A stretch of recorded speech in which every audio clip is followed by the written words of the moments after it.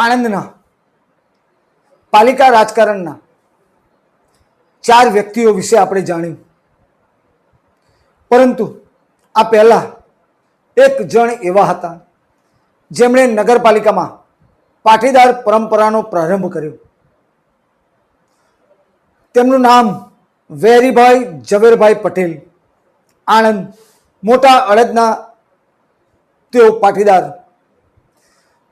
આઝાદી બાદ 1949માં તેઓ આણંદ નગરપાલિકાના પ્રમુખ બન્યા અને 1956 સુધી તેમણે પ્રમુખ પદ ભોગ્યું.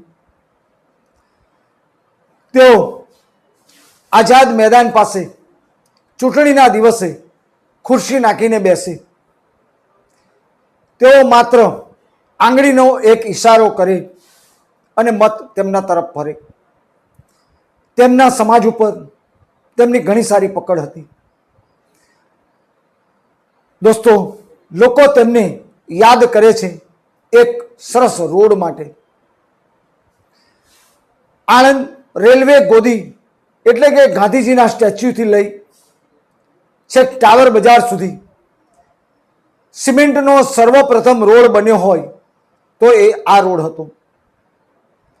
આ રોડ ઉપર 2013માં વિજય માસ્ટર પ્રમુખ હતા ત્યારે જાન્યુઆરી મહિનામાં ડામર પાથરવામાં આવ્યો હતો.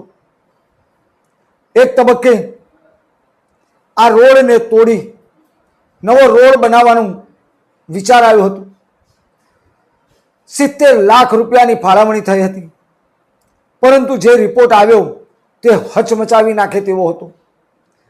રિપોર્ટમાં સ્પષ્ટ જણાવાયું હતું, વેરી કાકા દ્વારા બનાવવામાં આવેલ આ રોડ લોખંડનો થઈ ચૂક્યો છે.